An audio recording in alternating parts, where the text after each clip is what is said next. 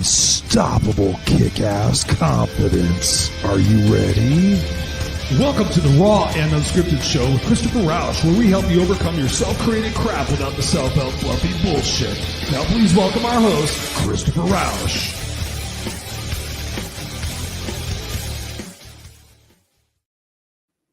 What's going on, ladies and gentlemen, boys and girls? You are at your place for the Raw and Unscripted podcast. I am your host, Christopher Rausch, your no excuses coach, where I bring you the opportunity to expand your horizons and to think about your life, your past, your present, your future with a much different set of eyes so that you can be empowered to have a kick-ass, unstoppable life. I appreciate you guys for being here, whether you're live or on the replay, whether you're watching us on the video cast or listening to us on the audio podcast.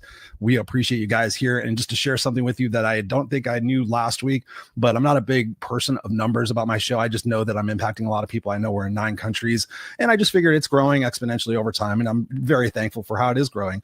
But a friend of mine turned me onto this website called Listen Notes, and apparently what it is it takes all the podcasts around the entire globe and it ranks them. And so I was much surprised that my podcast, this Raw and Unscripted Show, is ranking in the top 10% of the entire podcast all around the globe. There's something like 6 billion or 6 million or whatever the hell it was, you know, and I appreciate you guys all for following me. We've been doing this now for 3 years. We're on show number 204. So we've been doing this 203 episodes. We got that done. Been doing the Unfiltered Experience, I think, for 113 episodes. And then before that, I did the Kick-Ass radio show, which was 2.5 years of live broadcasting. So actually this year, 2023, I'm celebrating 10 years in broadcasting and doing this stuff. And even more so than this, you guys got to hang on for this. I started off doing a podcast called Three Sides of the Coin. It was myself, and it was a lady named Carol Pilkington, and another one, Audra Irwin. And we were very much three completely different people. We were in the same mastermind, and we kind of joked around like we should do a show together where we kind of talk about the 3 sides of a coin on a particular issue and just kind of give that, you know, different perspective and everything, because we all love each other. Right? We were out there to do this. So got reconnected with both of those guys. So we're going to do a special show, the Raw and Unscripted Show, of the 3 sides of the coin. So I'm going to be showing video clips of what I look like and how I was sounding back in 2015 when we did this.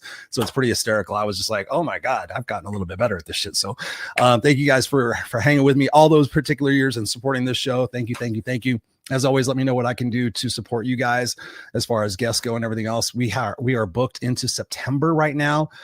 We are going crazy. I've got so many people reaching out to want to be on the show. So I just thank each and every one of you guys from the bottom of my heart for recommending people and having people come here and check out the show. So if you're not subscribed on the audio podcast, I know a lot of you guys watch, please consider going and doing that. You can just go to rawandunscripted.com and you can find the access right there to subscribe to iTunes or iHeart or Spotify, whatever it is for you. Do us a favor, do that. And not only that, when you get value out of this particular episode, which I know you will, and the podcast overall, do us a favor and leave us a review in iTunes. That would be most appreciated. Send me a copy of that so I can personally thank you, because sometimes the names don't match on there. So just so I can personally thank you for that. So with that, I've got a super exciting show for you guys tonight. So please take pencil in hand, wherever you are, whatever you're doing. If you're driving, please pull over and listen to this. I promise you it'll be worth your time. It's something that I've been doing, this passion project, where I'm taking and getting some masculine men in my life to sit here and have a very vulnerable and a very open-ended conversation about what it means to be masculine, what it means to go through vulnerable times, what it means to get honest and real with your feelings and your emotions, when so many times we are stereotypically not supposed to do those things. So we did round one of these about a month or so ago. We had Scott Goyette on there. We had Walt McKinley. We had Jacques Equer that was on that one. So if you're listening to this, you can actually check out the show notes and it'll have a link back to that if you missed that first conversation. But it was epic. We had so many different kind of breakthroughs between ourselves, and then also the tips that we shared with you guys. It just inspired me to want to continue having these types of conversations here via the Raw and Unscripted platform, because our whole goal in this project is, you know, with my company, Master Motivators, is to go out there and make this world a much better place for who I am and what I do, and just to bring awareness and opportunity and resiliency to all of you guys. So out there, we can start healing, especially us male population. We can start healing some of the trauma and some of the bullshit that we got going on in our lives, so we can be effective fathers, so we can be impactful people in our community, so we can make this world a better place for our kids and our kids' kids. So with that, I am blessed to have with me tonight my brother from another mother, Walt McKinley. We got Lee Hite in the house. We got Paul Roscoe White. Thank you, gentlemen, for being here on the Raw and Unscripted Show. How are each of you doing this evening? Man, let's go. I'm fired up. We ready to get this crack in. I know we're going to drop some gold nuggets for everybody tonight. And most importantly, I think just continuing to talk about men's mental health specifically is something that we can't do enough of. So I'm feeling blessed to be here with you again, brother. Thank you for having me. We are blessed to have you here as well. Thank you, brother. How are you doing, Mr. Paul Roscoe White? Your first time, I think, gracing the Raw and Unscripted screens, but we have you scheduled to be as a solo guest. How are you doing this evening, man? Yeah, man. Looking forward to the discussion coming up, and treat this as kind of a warm up for our podcast coming up here. I think it's April 26th that you and I are scheduled a little one-on-one time, so it'll be good. Awesome. And you, Mr. Lee Hite, my brother from another mother from the clubhouse days, to connect with one another. How are you doing this evening? Oh, doing good, man. I'm just looking forward to this conversation. This is quite a little gathering of folks, and I'm pretty excited about it. See what's going on. It's good to be with Walt. I haven't spent much time with Walt lately, so and looking forward to getting to know Paul just a little bit. So this is exciting. Awesome. Well, I appreciate you guys being here. We got some fellow brothers and sisters in the house. We got Tara Murney in the house. We got my brother Brian Kelly in the house. Tara Murney says, "So proud of you." We got Tara Nicole in the house. Thank you for being here. Debbie Bettendorf's in the house. So we got all these beautiful women here, plus Brian. So thank you guys for being here. So feel free to share this conversation out to your social media land and let the male population know that you connect with it. We're having this conversation. So the first question I have for each one of you tonight, and thank you guys all for being here because I am excited about this. In a minute or less, or 2 minutes or less, what is it that you want to get across most to the male population that's listening and watching this particular broadcast? What is it that you want them to know about your particular journey in vulnerability and empowering yourself and becoming resilient and strong in your masculinity while also embracing your femininity? Talk about that for 2 minutes or less, and that way we can kind of set the stage for what it is that we're going to be talking about throughout this discussion tonight. So, Walt, I'll throw it to you first. Man, I was going to abstain just because I always go first. So no, I love it. Look, first I want men to know they're not alone. I think oftentimes we're so busy either trying to show up really well in front of other men and talk about our work and our promotions and our cars and our things and trying to puff our chest out so much just to other men instead of just connecting on a real level that we can feel alone. I think we're so busy running away from vulnerability most times, and I've done this plenty in my own life, that we don't actually connect with the women in our lives who need us to be vulnerable in order to form a real connection. And I think overall, if we want to really be authentic and happy and fulfilled and really live a life where we're maximizing our potential, we really got to embrace the masculine form of our vulnerability. Everybody says it's feminine. So then I think men tend to run from that. But if you just embrace the masculine form of your own vulnerability, even with your buddies, the difference in your connection, the difference in your happiness, the difference in where you're going and the output of your entire life will massively change. Dude, brilliant. Love it, Walt. Thank you, brother, for that. Mr. Lee, you can go next. Follow that up with your thoughts and desires for this conversation tonight. Oh, wow. It's the thing that I just think about constantly. We come back to this time and time again is authenticity, learning to be true to who we are, vulnerability, just being transparent about who I am and what I believe, what I'm thinking, what I'm feeling in any given situation. It can be so challenging because we get raised, and I don't want to go too deep right now, but it's like we get raised up to be a certain way, to be a guy. I mean, I think I'm looking at the faces here. I think I'm probably the oldest one here on the stage, and it's like I could be, coming up, it was like you were a dude. I mean, you had to be a man. You had to step up. You had to be tough and rough and tumble. You couldn't cry and all this stuff and things. Man, it's just ridiculous. And buying into that model for so long brought so much pain and eventually so much shame. And we'll dive into all of that. And what I want to say, just to set it up tonight, is to just really learn to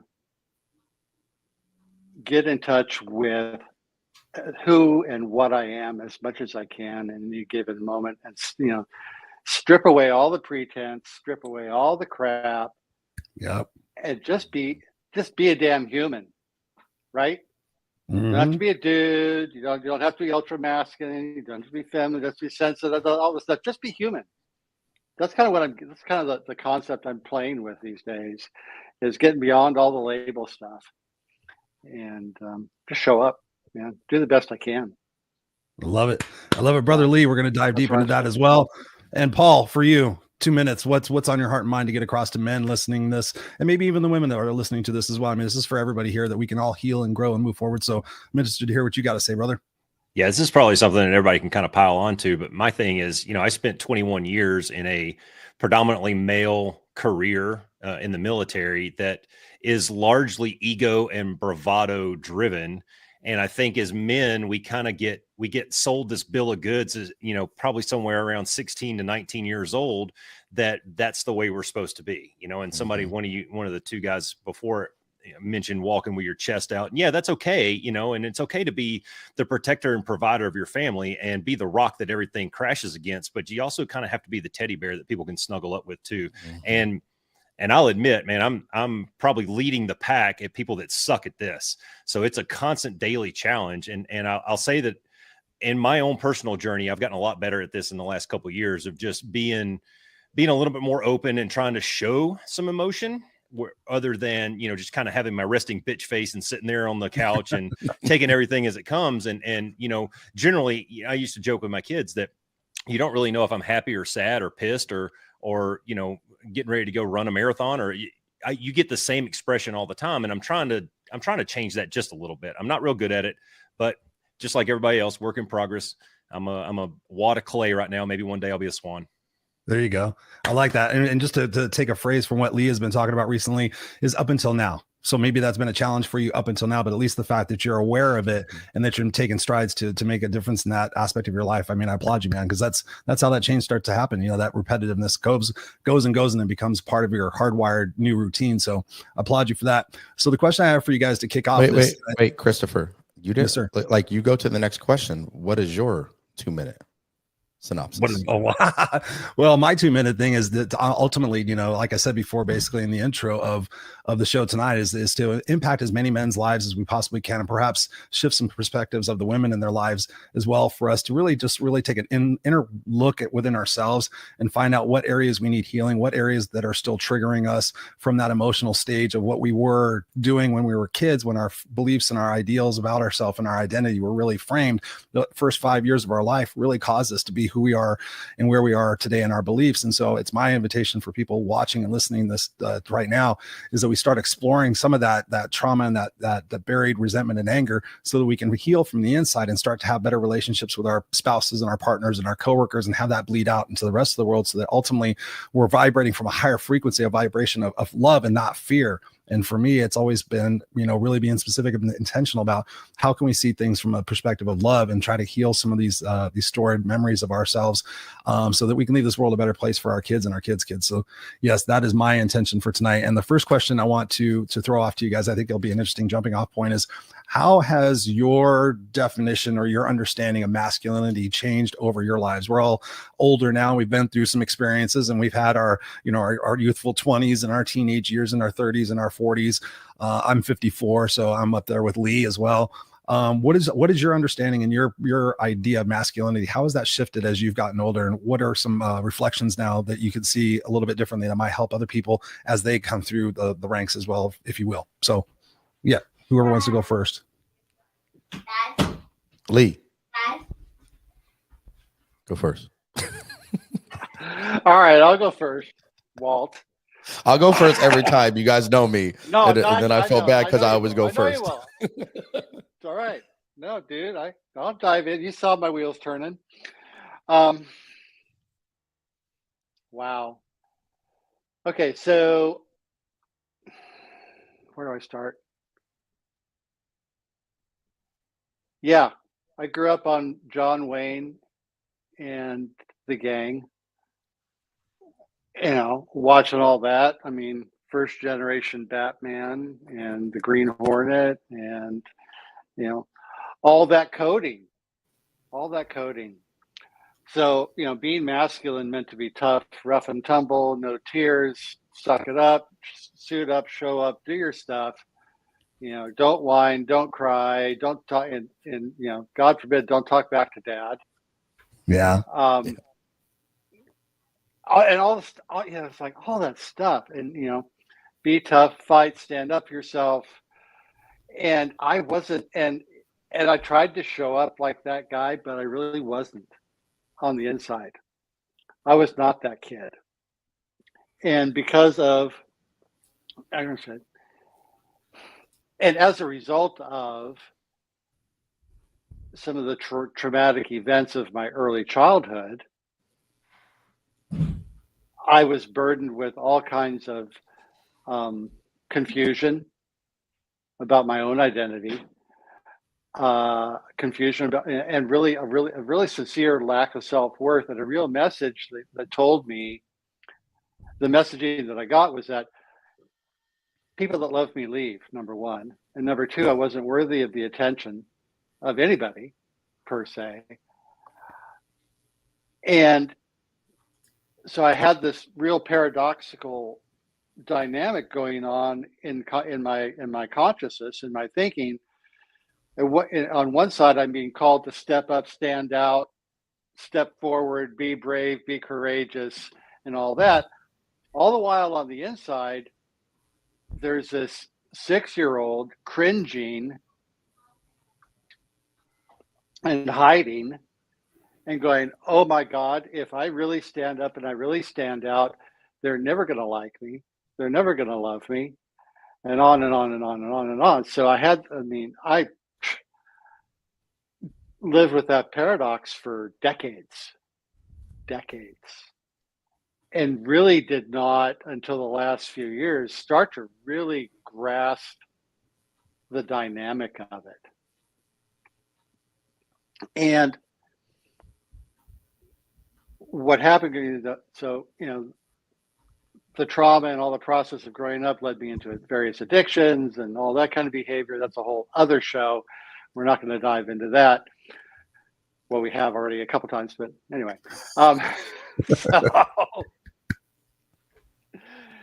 But to the masculinity thing, so one of the ways I overcompensated was by, one, being an outstanding student in school, until I started doing the whole, I don't need to show you how smart I am, so I will, fail to do all the homework and I'll ace all the exams and make you have to figure out how to deal with me. You did that intentionally? That was intentional? Oh, absolutely. Oh, yeah. Yeah. And how old were you at that point? High school. Okay. Wow. That's when I got into high school. And I was a top 10% athlete in junior high and high school. I was always on the all-star team. I was always, I was an overachiever. To mask all the uncertainty and all the uncomfortability and the lack of self-worth and the shame and all that. So I overachieved to hide all the darkness. Right. That was going on inside of me.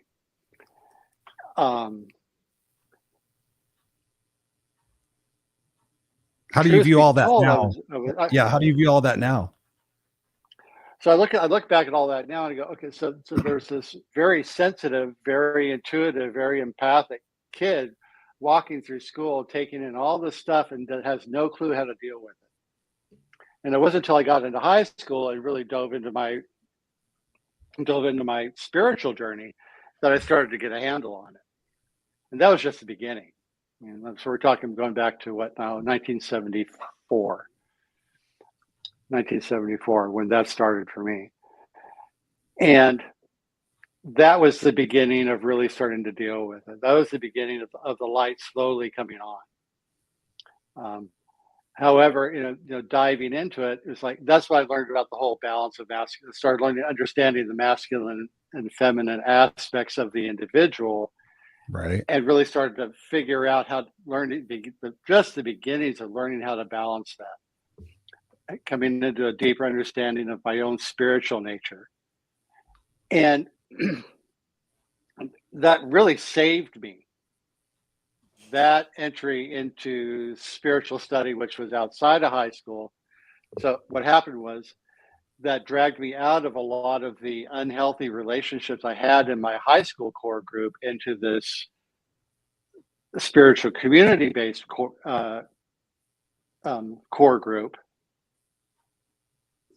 that began to wake me up to the pain, that began to wake me up to understanding what was going on. Just the beginnings. So you were receptive. You were ready for those seeds to start growing. Oh, absolutely. I was ready for that to start growing. And that was really the beginning of, waking me up to my own inner balance and my own inner nature, and waking up to the more feminine side of me, the intuitive side of me, the empathic part of me, the part of me that really looks out on the world and sees how everything's connected. Yeah. And not just sees it, but feels it. I walk through the world feeling the connection to everything around me, to the people, places, things. That's the way I move through the world.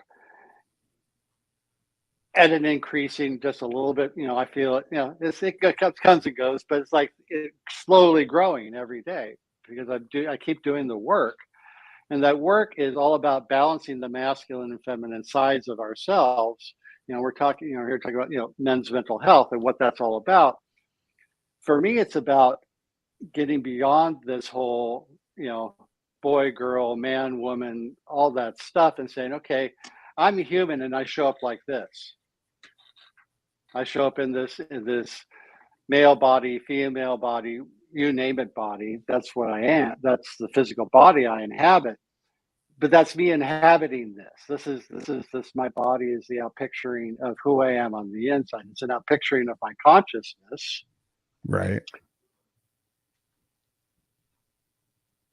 And so however that consciousness shows up, outpicturing as my body and the experience I have of Walt and Paul and Christopher and, Mario and Tara and Susan and Carol and the rest in the audience, I sit here and I just say, I'm just going to show up as me to the best of my ability. And some days I'm a more masculine presence. Some days I'm a more feminine presence.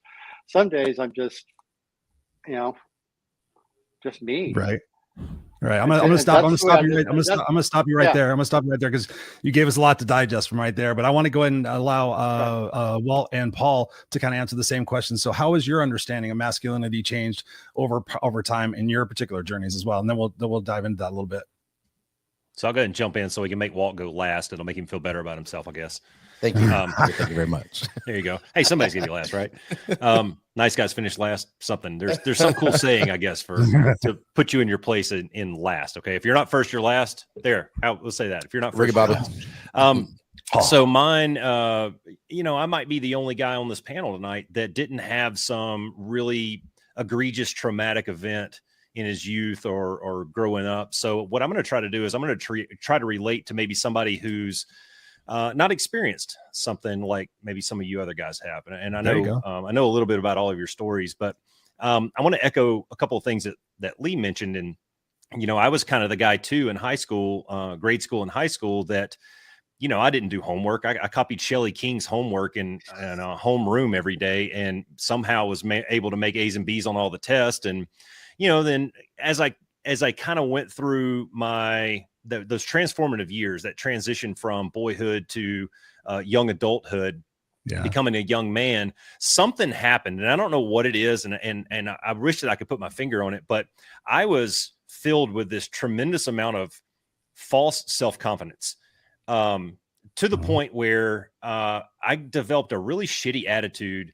towards a lot of people. Now, couple that with, as I was going through growing up into the military in my early 20s, I promoted very fast for all the same reasons that I just said. I was able to score well on the test and generally not a knucklehead. So I was able to promote pretty fast through the ranks. And I quickly got put into a leadership position that I was just not ready for.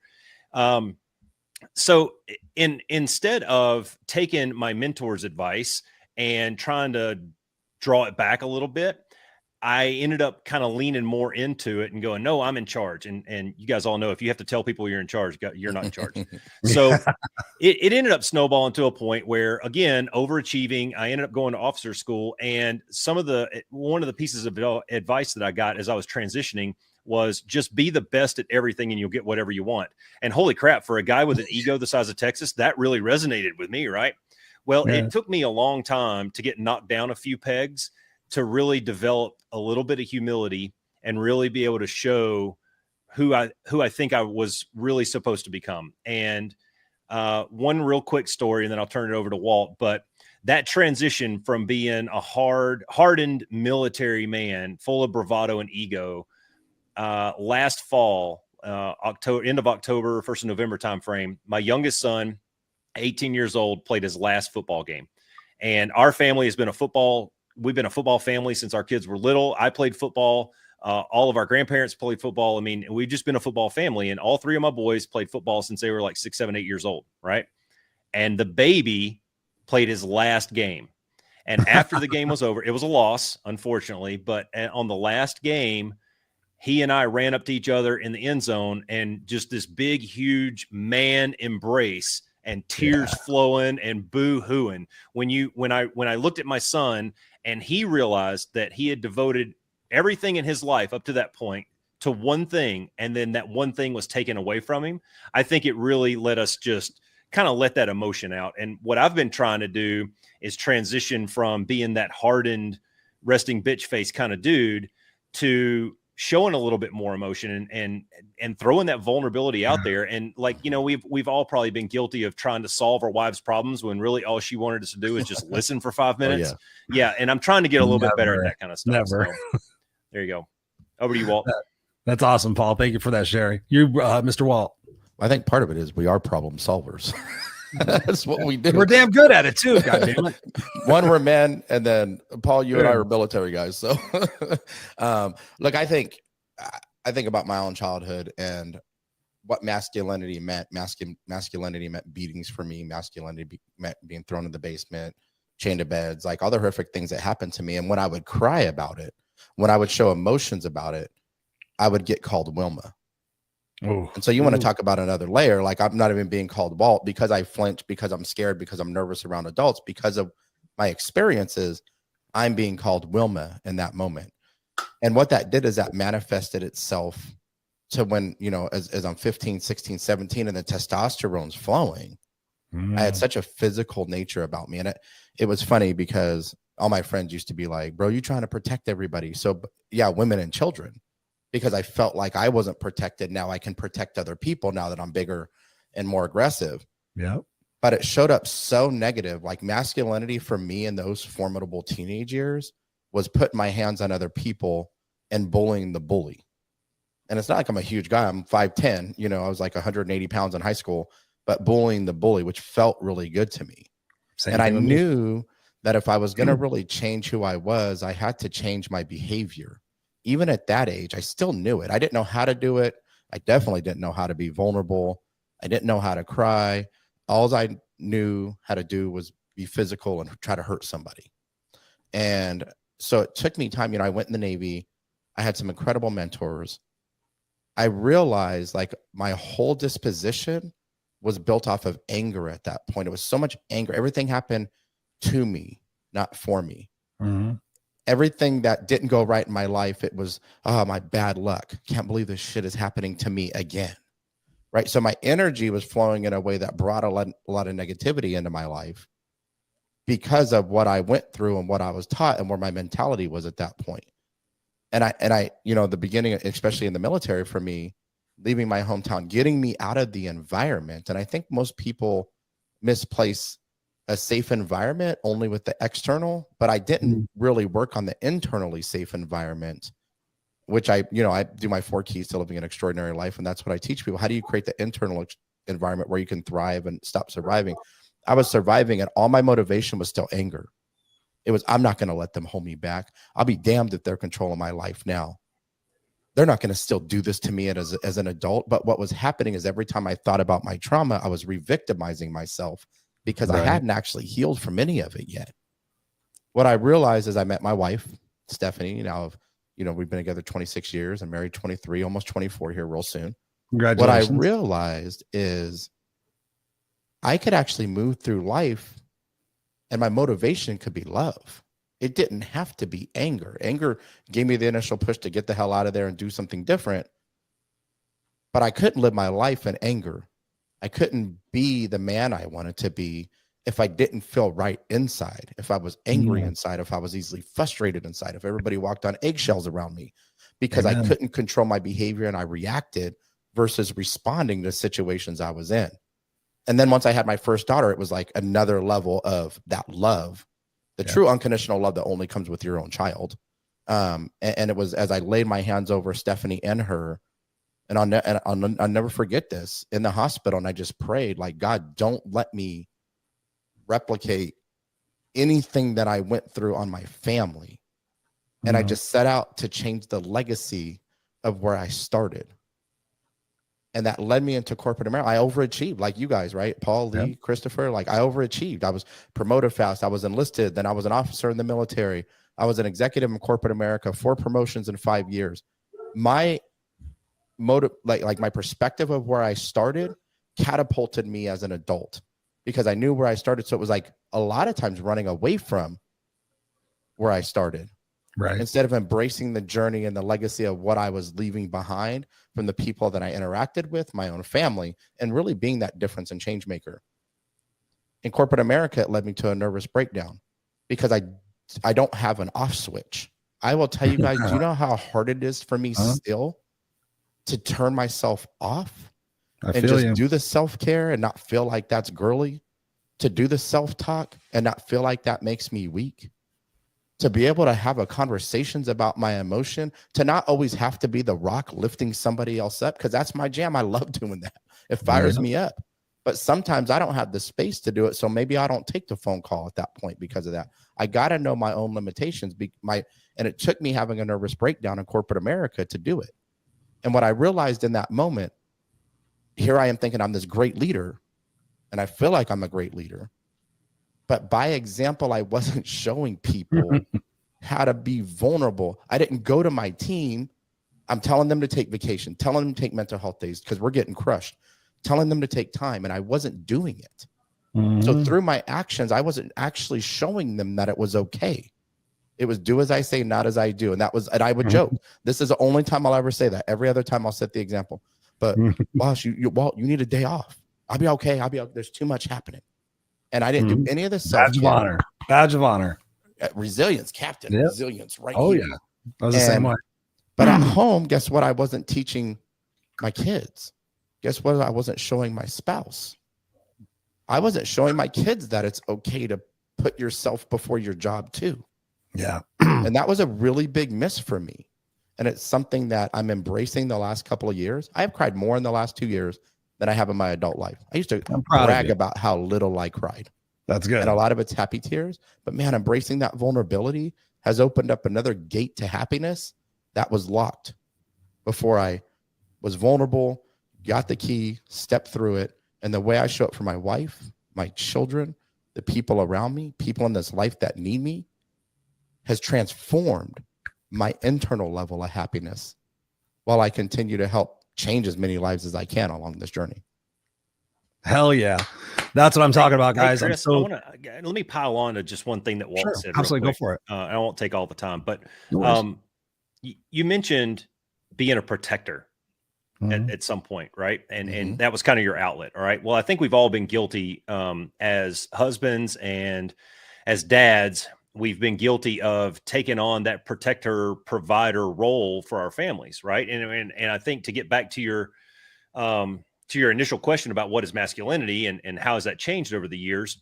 Well, I think at an early age, at least in our generation, we were taught to be that leader of your family, be the head of your family and make those tough decisions and, lead your kids and discipline your kids. And, you and your wife are a team and all those normal standard things. And I don't disagree with any of that. Where I disagree with the current modality is rather than leading from a position of authority in your family, I'm trying now to lead from a position of example and a position of love. And the difference is I'm not going in there and I'm not yelling at my kids to go and do the things that they need to get done every day. Right. My kids are fairly grown up people. What I'm trying to do instead is be the example. I want to be the reason that they do the things that they do. I want them to look at their old man and say, that's how you love a woman. I want them to look at their old man and say, this is how you lead a family. This is how you take care of your professional and your finances and all of those different elements that are very important to us as the leaders of our family. And I think switching that role a little bit, not only has it provided better leadership for them, in my opinion, because, I mean, when we're at work or our day-to-day lives, we don't typically respond very well to the shaky finger, you need to go and do this. Yeah. Rather, we would like to see, hey guys, let's go and do this. And when I need my kids to go out and help me with some yard work, I don't sit in my living room and yell at them to go pick the weeds. I get out there and I get on my hands and knees with them. Little things like that, I think, go a long way. So I love that you brought up being the protector and how that was almost a negative point in your story to a degree, but I still relish that role. I still love that role, the protection role, the provider role of my family. I still love doing that. I've just changed my tactics on how I do it. Right. Well, I think back then though, I was protecting people I felt couldn't protect themselves based upon my assumptions. I relish in the provider protector role for my family. That's not terribly dissimilar, though. I mean, your kids to a degree can't protect themselves sometimes. So maybe it's not that dissimilar. I know what you're saying. I'm not trying to argue with you or anything. I get where you're going with it, but Cool. So thank you guys for that. For me, when I think about my journey, I mean, I never grew up with my biological father. So for me, masculinity was something that I saw on the television. That's what I saw in the movies. That's what I had my first visualization of.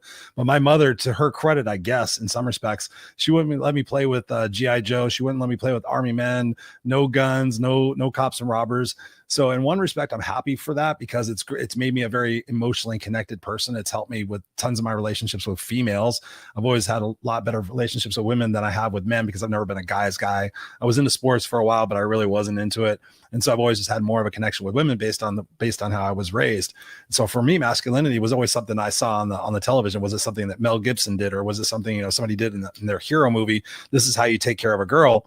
But because I had so many great relationships with women, I would ask them like, so when you see a male figure in a television series or a movie, who is it that you're attracted to most? And what I found like 98% of the time was that it's the guys that makes them laugh. It's the guy that just totally being normal. It's not the guy that's trying to beat somebody else up. It's not the guy who's got the 6-pack abs and the perfectly coiffed, blonde hair and the blue eyes.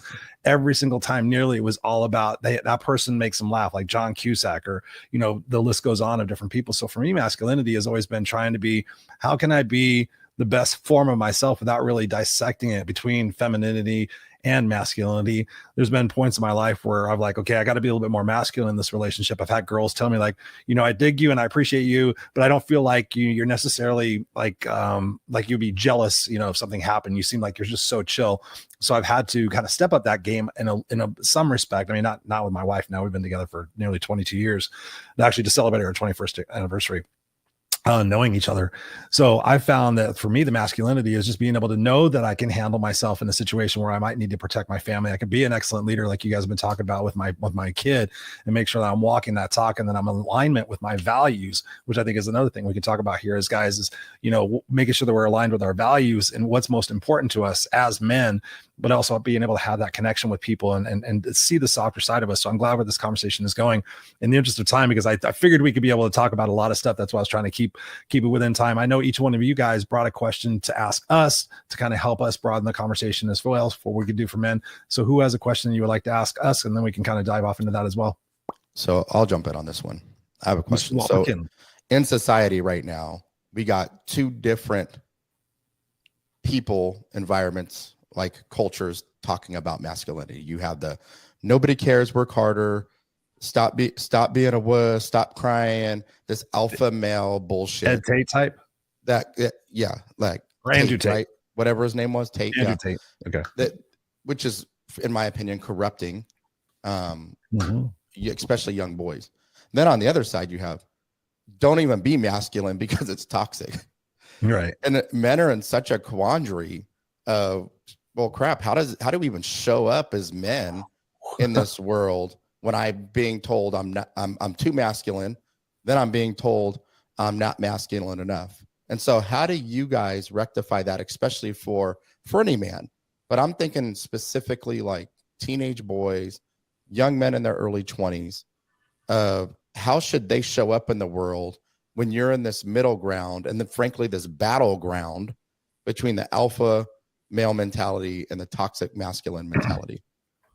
I love that. Lee, why don't you take that first one? Are you sure? Yeah, Of I'm going to course. dive in. I'll dive in. Great question, by the way. Thanks. Yes, actually, yeah, wonderful question. Well, thank you. And this is what I dance with a lot. I mean, I dance with this a lot. I was thinking as we were sharing, we were talking about defense, we were talking about being protector and all of that. And I was remembering back, when I finally earned my black belt in Shaolin Kempo at the age of 39. It's a journey I started in 1972. When junior high. And I finally finished it, and I got to the end. And what I realized, not the end, it's just another beginning. Anyway, is that my reason for finishing and my reason for starting were completely different. What's that about? My reason for starting was so that I could be strong and I could fight back, because I was picked on in junior high, middle school. And when I finished it, it was so that I could say that I finished something, because it was a big deal. And that kind of training is training so that you learn to understand that you do not have to fight, that any battle exists within my own mind. And that the moment I have, and if at any moment when I am in that kind of an encounter, I acknowledge the existence of an opponent, I've lost. In Why? that moment, I've lost. Because then my attention is so much on my opponent that my true focus needs to be with who I am, where I am, and what I'm doing, and focusing on the energy that is moving through the energy that I'm interacting with. Gotcha. It's not about my opponent. And this is a thing like what Walt was talking about with the whole alpha male and the toxic masculinity paradigm we live in the midst of today. I choose to simply not give it any energy at all. And if it's ever brought up to me, I say, it doesn't matter, because that has nothing to do with who I am as an individual today. Sure, I've had bits and pieces of all that stuff as part of my expression at any given, other times in my life. And what I have learned to choose to focus on is, how can I show up, like I talked about before, how can I show up today, and how can I love more? Love that. If I stay focused on how I can love more today than I did yesterday, how I can be more present today than I was yesterday, how I can be more compassionate, more content, more joy-filled. And trust me, it all sounds all like rainbows, butterflies, unicorns. It's not. Trying to expand working to expand the expression of those qualities through me every day means that I have to spend some time in the cave. I need to spend some time in that cave, pounding on coal and screaming my ass off and crying and facing all that stuff, all the while remembering that, I've carried a little, lighter in there with me in my pocket, so that I can remember that there's light. Learning and growing every day, sure, there's challenges. And when I focus so much on the crap, all those stories that society tells us, if I'm paying attention to that, I'm not paying attention to what's really important, and that's what's going on inside of me. Yeah. And that's what I teach my kids. That's what I work with my students on. That's what I work with the people that come to me, on a occasional basis. Hey, Lee, what about da da da da da? It's what I talk about, what I'm speaking or what I'm teaching? How can I love more? How can I strip away these stories I've told myself about how I'm limited, no good, shame-filled, blah, blah, blah, blah, blah, all this crap. And that's what it is. It's just a story. And I get to tell a better story. Yes. Because the stories I tell about me make a difference. So I have to learn to tell a better story. I love that. I got, guys. Thank you for that, man. There's so many different jumping off points for that. But Paul, what's your answer to that beautiful question? Being your father of 2 boys? 3. Yeah, I got 3 boys. Oh boy. I think there's balance in all things, right? Or there should be. And I think it takes all kinds of kinds. And that's something that took me a long time to realize. You know, I go to work every day with 33 type A lions. And I've realized that not everybody is a lion. You know, as I'm having different conversations with a lot of different people, not everybody is that eat your young kind of dude. So for me personally, you know, I think there is a little bit of a balance there. I used to coach football, and I had Coach White's big 3 and Coach White's little 3. And my big 3 was attitude, attention, and effort. And my little 3 was accountability, responsibility, humility. And I think that if you just combine those 6 things and you are self-aware enough to be able to practice those every day, then that just makes you a better person. Whether you're a type A, type B, doesn't matter, right? I think the key, the one that everything hinges on is that last one, that humility piece of it. Whether you're a type A guy or not, whether you're on one end of the spectrum or the bell curve or on the other end, I think if you have that piece, then that is the piece that allows you to separate and admit fault and admit your flaws and open yourself up to progress and learning and progression and things like that. And it takes a long time to develop that. Some people, I think, maybe are born with a little bit more of it. Me personally, I had to swallow a lot of pride to get there. And it took a lot of years of practice to be able to stand in front of a room and say, hey, I screwed up, and take that feedback and knock me down a peg or two. But once I did, that really opens up. It really just destroys all the barriers in the way of that progress that you're looking for as a person, as an individual, whatever your role is, you know, professional, personal, at home, doesn't matter. True. I love that. Thank you for that, Paul. So my answer to that question, what was the question again? Remind me again. Just make sure I get it right. Because I had talking about the middle ground me. Between toxic masculinity people and alpha male people. Gotcha. Yeah. No, I love that question because you're absolutely right. I'm in alignment with what you guys are talking about. For me, it's like, am I being real with myself? Is it going against anything that I value the most? And for me, a benchmark, a litmus test for things, is it illegal, immoral, or unethical? Right? When I think about those things, can I compliment a woman based on how she looks? If I know the person and I know it's the intention is there not to be, you know, hey baby, you want to come home and suck my dick or something like that. My intention is right there to let her know that she's a beautiful person. So for me, it's like, okay, it's not immoral and it's not unethical. It's not illegal. Yes. Does it align with my values to be honest and to lift people up? Yes. Am I being crude or insensitive or anything else? No. So I'm going to sit there and do that. So I think that's a masculine way of saying, hey, listen, you look beautiful, and being able to have that confidence within myself to not have to hide who I truly am.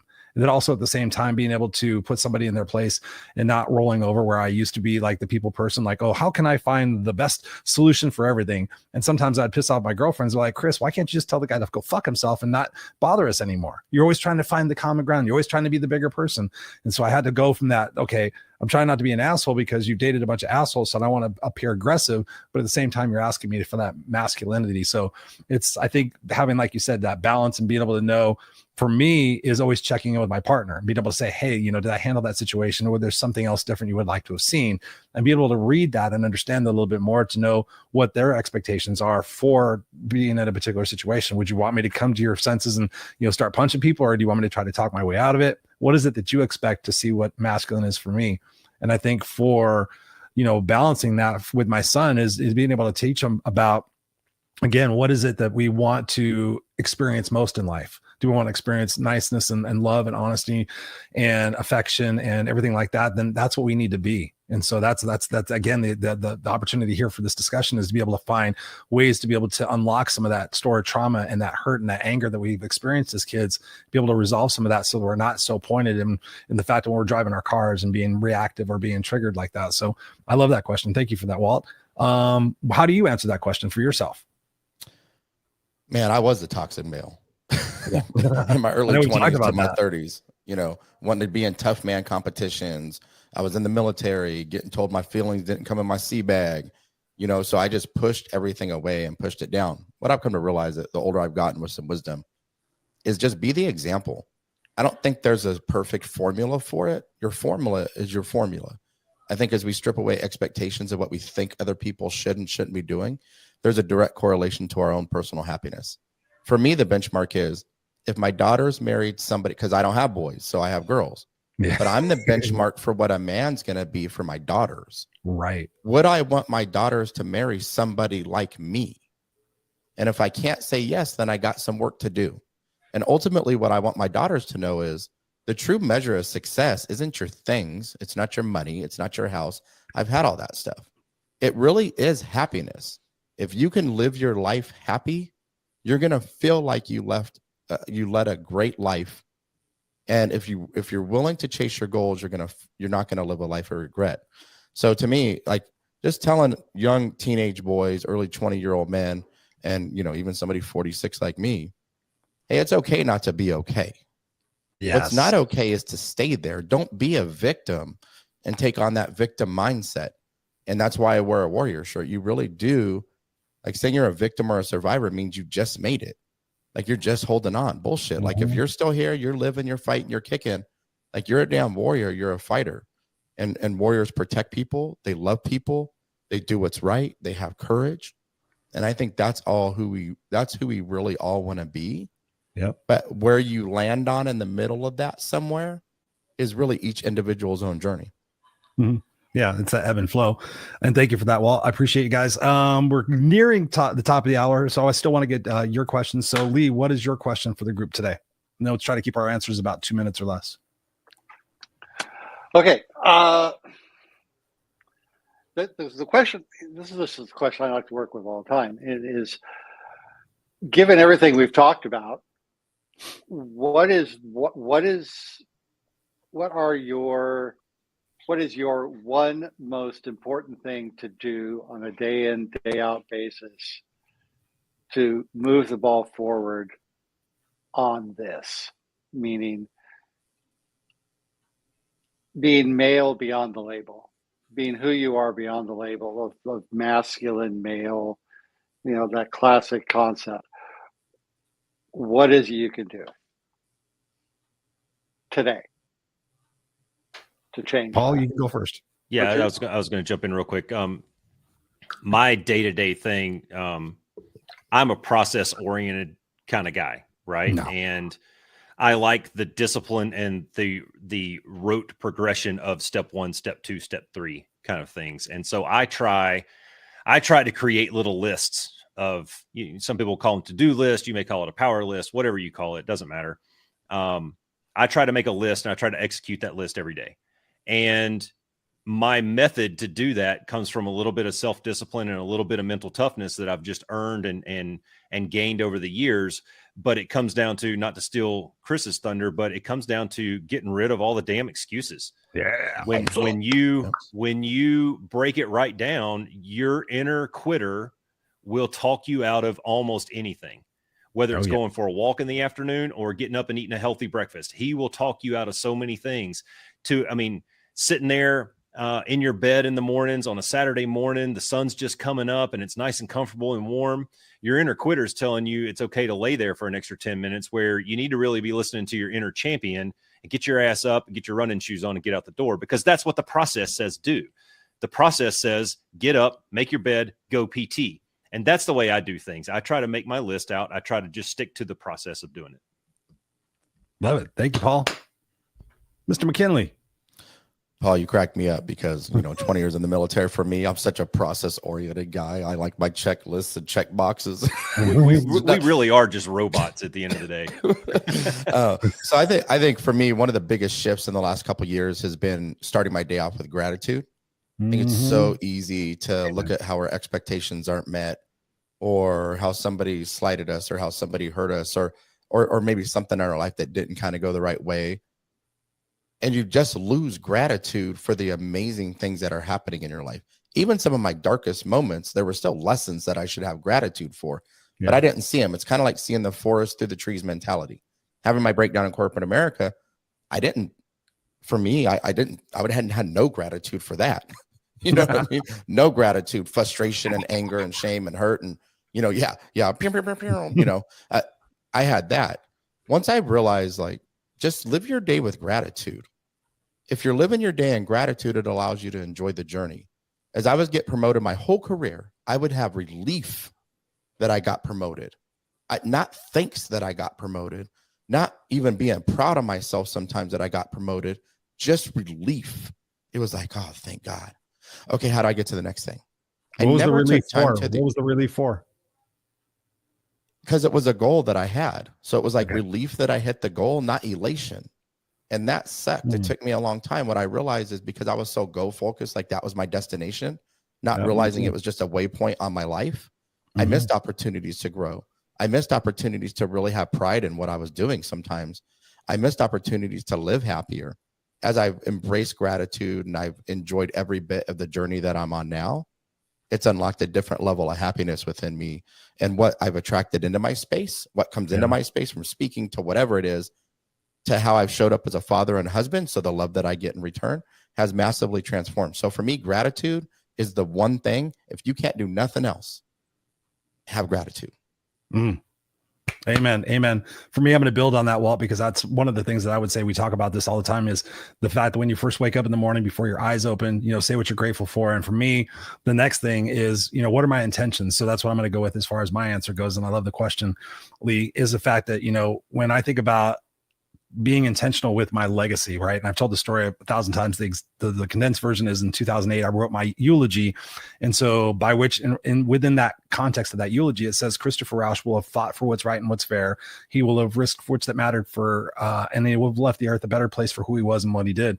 So for me, in my daily situations, as long as I'm moving the needle on that, as long as I'm using my words and my actions to make this world a better place, for me, then I'm on point. And to Walt's point as well, whenever I'm distracted or off track, I immediately go back to gratitude and think, fuck, wow, this is amazing what I get at the technology that I can go on ChatGPT and I can ask a question and get this answer back. The fact that everything is right here and I have all these amazing experiences, life is pretty fucking amazing. And so the thing I've learned about myself is the fact that we're always thinking that something else is going to bring us that wholeness, is going to make us feel worthy, is going to make us feel complete. And I think one of the overarching messages that we've been talking about here tonight is being able to see things from that different perspective, see it from a healed perspective, and realize all the egoic validation in the world is great for that moment, but is it long lasting? And so for me, it's like, is what I'm doing right now moving the needle on that? I keep a sticky note in front of me that says, am I being intentional? And that's my big word for this year is, am I being intentional? Am I being on point? Am I using my words and my actions to make this world a better place? Hell yeah. Then if this is the last thing I ever do, and this is the last thing my son ever sees, I'll feel proud. I'll feel proud that today was the day that I continued to fight for my legacy and to risk for which that matters. So I'm honored to be with you guys. Lee, what's your answer to that question? Then Paul, ask your question. There we go. My answer is my answer real quickly is what I was talking about. What I was. I got you dizzy, didn't I? Bro, I didn't know you had dance moves. Yeah, like you that. did. Here you go. We'll do the little thing. Was what I was talking about before is just how can I show up better? How can I show up as a better version of me today? Because if I can keep continuing to improve, starting with, like Walt was saying, talking with gratitude, Christopher, being intentional, having a sense of order for all of it, that I can take one step today. What can I do today to get just a little bit better? So I'll just leave it just right there. I love it. I love it. Being intentional. We're getting just a little bit better. Yeah, that was yesterday's Lee. That was yesterday's Chris. That was yesterday's Paul. So Paul, for rounding out the conversation tonight, what is your question for us in the group that by which you think by us answering will help give people the most proper value for their time investment tonight? Yeah, I think I can probably guess all three answers before I even ask the question, but I had it written down, so I'm going to ask it anyway. Go for it. So I had one of those days today where, you just want to go back to bed and start over. Yeah, that was my week last right week. off the bat, stuff just wasn't going right. The coffee wasn't right. The dog pooped in the house, bad traffic on the way to work. And it was one of those days where by the time I was about a quarter mile from turning into work, and had already convinced myself this is going to be a really shitty day. And I approached a red light. Traffic was backed up about 200 or 300 yards. And there was a motorcycle that was in a couple of billion pieces in the middle of the intersection. And that right there just brought me right back down to earth and turned that negative right into a positive. And I said, you know what? I might be having a shitty day, but that guy's going to have a really shitty week. Yeah. So my question to you guys is, what is your tip, strategy, tactic, trick to take a really crappy day and turn it into a positive day? Ooh, I love that, Paul. Go for it, Mr. McKinley. All right. So typically it's gratitude, but I think we all need more toolboxes or more tools in our toolbox than that. Yeah. I think it's just perspective for me. There's so many things in life. And Stephanie said this. She goes, you'll be so aggravated about running late somewhere. Because military, if you ain't 10 minutes early, you're late. So I'll get so frustrated with that sometimes. And then we've literally had a car stolen before. And she's like, you don't get mad at all. You're so calm in the worst situations. And I said, because I know that we can do something about that. I know that the day will get better. I know that we pay for insurance and we'll go get another car. Like it is what it is. You can't change some of those things. What's really helped me a lot is like focusing on not reacting and starting to respond. I spent so much of my life reacting and I can feel it. It's not like I don't. I had somebody, and I'll keep this little short story short. I had somebody not too long ago kind of come at me with some real venom. They texted me, you effing this, you effing that, you effing this. And initially I was like, oh, boy, he wouldn't talk to me like this in person, you freaking coward. And it was ruining my day in that moment, ruining it. And I chose to just respond, because if I'm going to live the life I'm living, if I'm going to be happy, if I'm going to walk my walk, right, instead of just talking it, I needed to control my emotions in this moment and realize everything that was happening was about that person. It literally had nothing to do with me. They relapsed on alcohol. They were massive alcoholic before, and they drank, and they did it to about 4 or 5 people that they knew. And I just happened to be one of them. But what happened is, instead of me moving out throughout my whole day, super pissed, really angry, and letting this one moment ruin my day, I realized it wasn't even about me. It was about them. I need to focus on where I'm going and the journey that I'm on, and not let them derail my peace. And so in the moment, I chose to respond by protecting my peace. And for me, that is huge. It's the constant challenge, except for in traffic. Sometimes, Paul, I feel you. I was in DC for like 4 years, bro. I screamed out loud one time on the freeway. The struggle is real. It really is. And not flipping people off and all that, like Christopher said he used to do. So for me, it's just focus on your perspective. We would have killed to be where we're at as adults now as little kids. Oh, yeah. We would have killed to be in this position that all 4 of us are in. So sometimes it's okay to reflect back to get perspective of how far you've come, so that you can have gratitude for where you're going. And by doing that, you'll maximize your potential. Amen. Love it. Mr. Lee, your answer to said question. Your tool for the toolbox. My tool for the toolbox. First of all, just a little phrase that I just came flying out of my mouth this morning. One of those things that just happens. Flexibility creates possibility.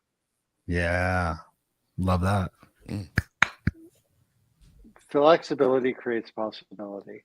And that applies so frequently to so many things.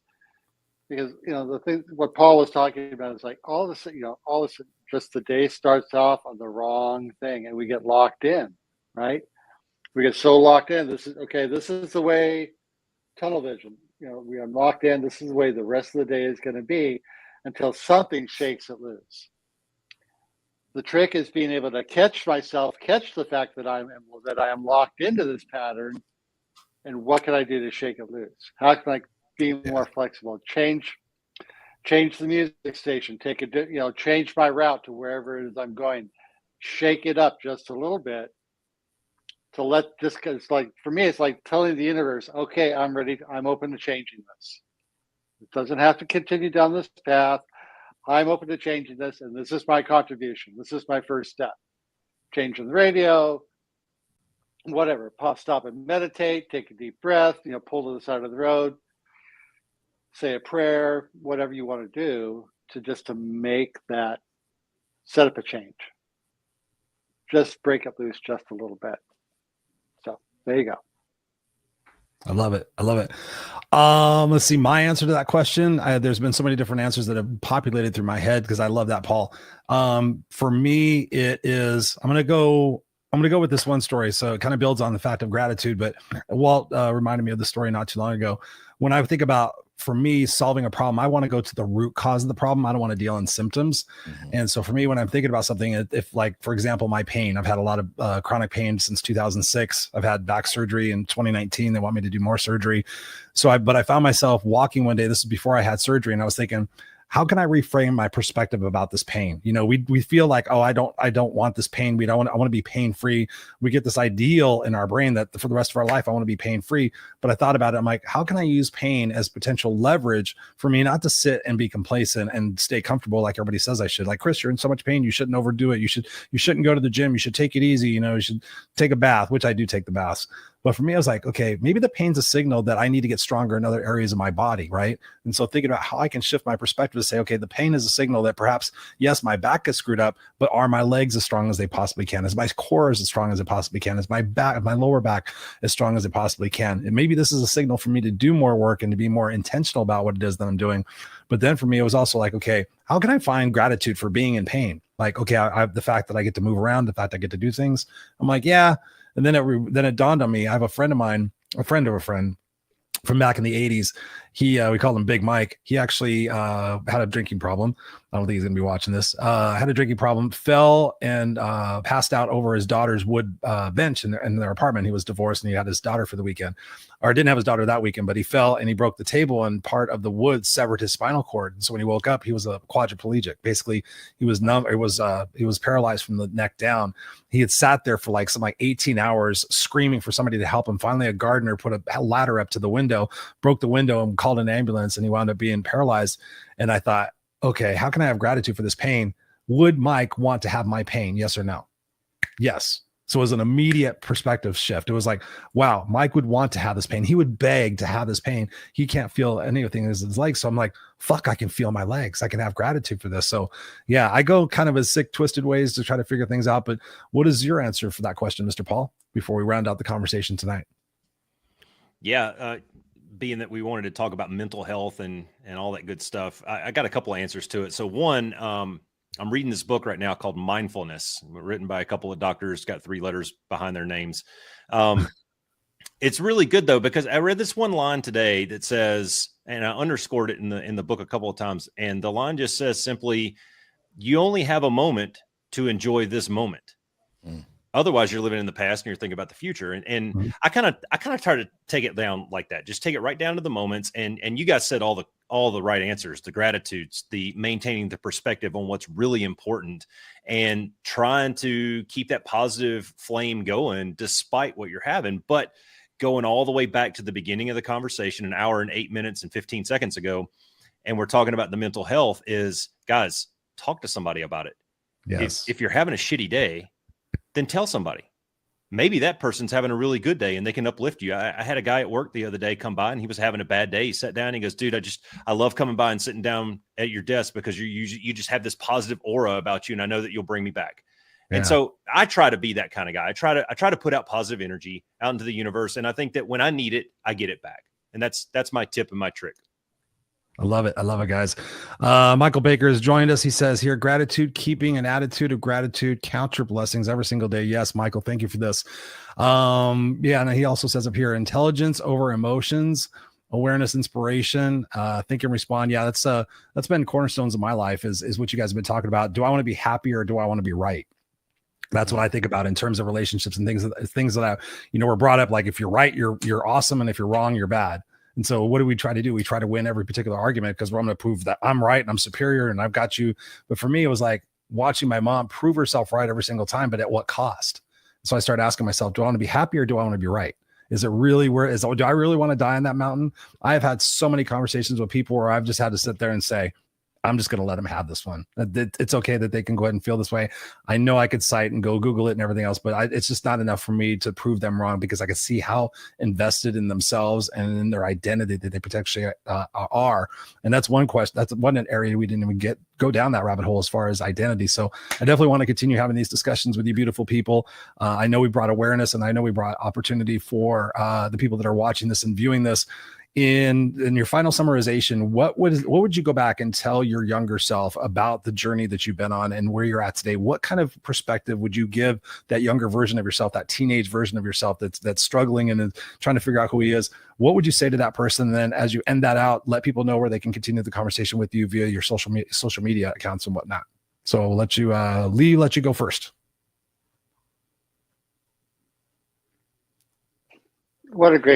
Just a great conversation tonight. Yeah, guys, I just really appreciate it. I just want to express my gratitude. Thank you. For all of you. And I think that for me, a lot of it is it's just gratitude. We struggle, we push back and forth against all the stuff, man. And it's so easy to get wrapped up in all the drama and nonsense.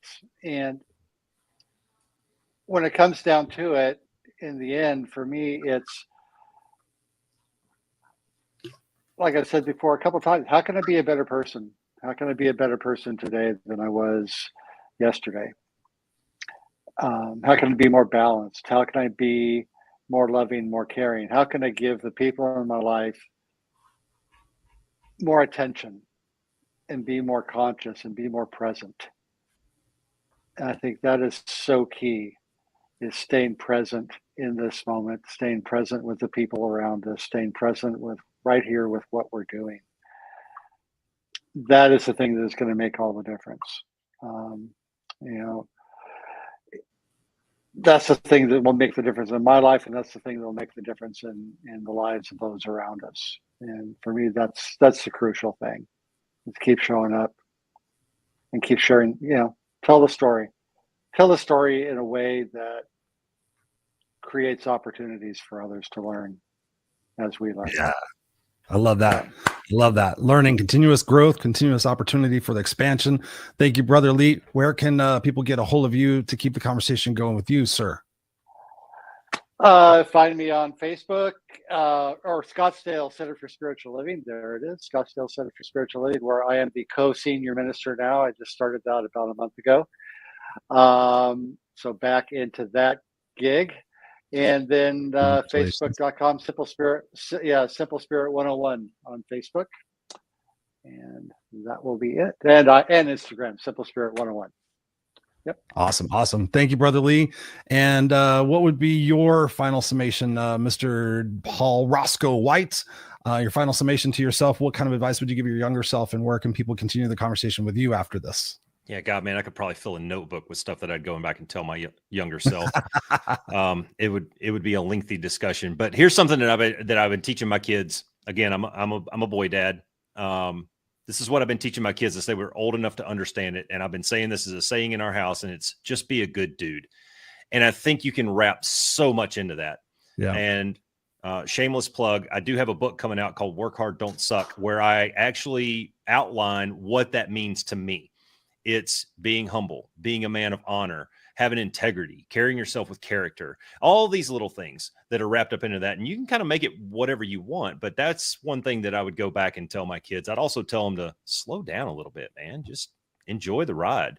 Sometimes life is beautiful and it's awesome. And if you're just living life in the fast lane all the time, you miss the cool side stops. Sometimes you might miss the ice cream shop or the world's largest ball of yarn, or who knows, So yeah, there's my shameless plug, my book coming out hopefully next month called Work Hard, Don't Suck. It's a strategies and tactics to raising children with honor, character, and discipline. It's all stories from my life and raising my kids and helping them, hopefully, as they transition into young adulthood, helping them be able to see why I did some of the things that I did and hopefully carry that into another generation. You can find me at paulroscoewhite.com or on LinkedIn, Instagram, and Facebook at Paul Roscoe White.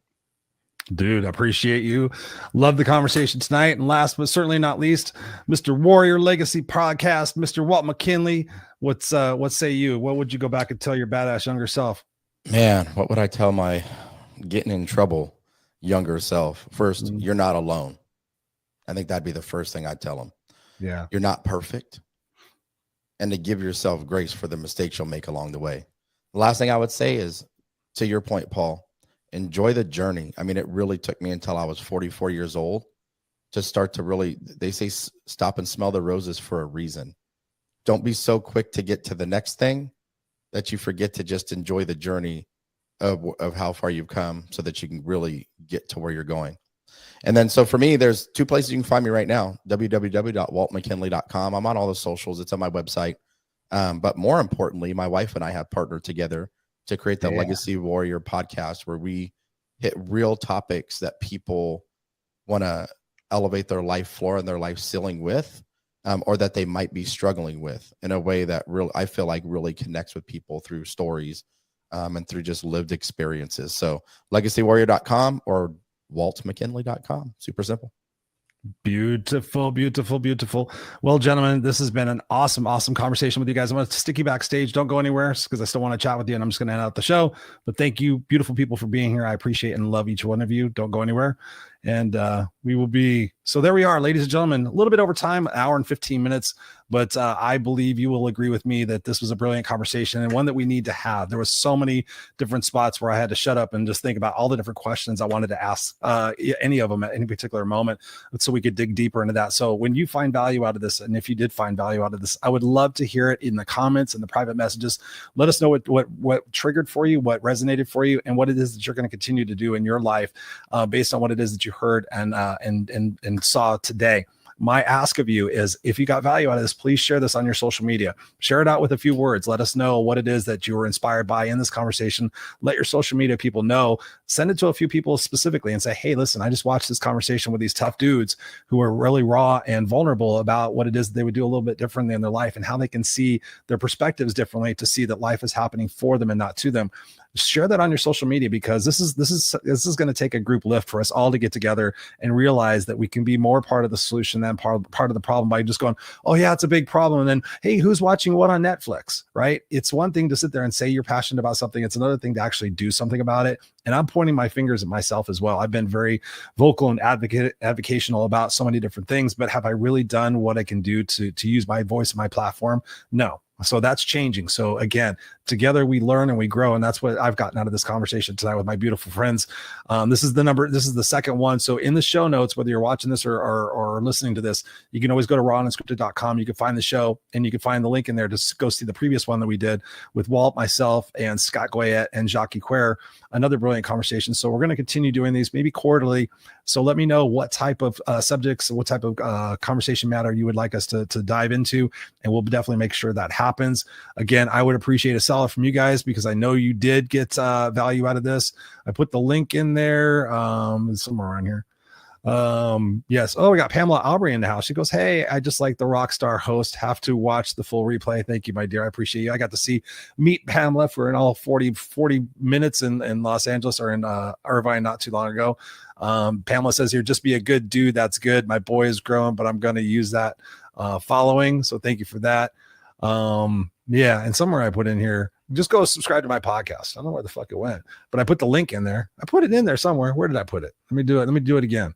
So here's the deal. You know, I'm really working hard, and I'm working better to ask for favors and ask for things from you guys. So here's the link. It's inside the show. Go subscribe to the podcast. Leave me a review. Let us know what's up. I really want to get this in more eyes and ears and continue taking the message that we talked about here today and how you guys can apply it in your life. Jock says here, great show. I'm definitely going to have you on, brother, and continue this conversation with all the gentlemen that we know, because at the end of the day, if you're miserable with your life and you're not taking care of yourself, then who do you have to blame? Right. You know, when you think about if you're not happy in your job, there's so many people that aren't happy in situations, but yet they're not doing anything about it. That's stupid. Right. You know, time is flying by. When you think about how fast the last 20 years went, think about how fast the next 20 years are going to go. And do you want to live with regrets ultimately about what it is that you didn't do in your life? You sat there and you carried that anger and that animosity and that resentment with you your entire life. But what did it serve? Who did it serve? Did it protect you from falling in love and getting hurt again? What did it do? So I invite you to really sit there and look back at what it is that you can release and you can surrender, whether it's with a clinical psychologist or psychiatrist, whatever you might need, whether it's plant-based medicine. That's what I'm looking into. Together, let's heal ourselves. Let's love ourselves, and let's be a better example to our people and our families, and then also the people in our communities. So I love you guys. We'll be back here next week on the Raw and Unscripted show. Who do we have next week? The show's blowing up, man. I'm super excited and super stoked to have everybody here.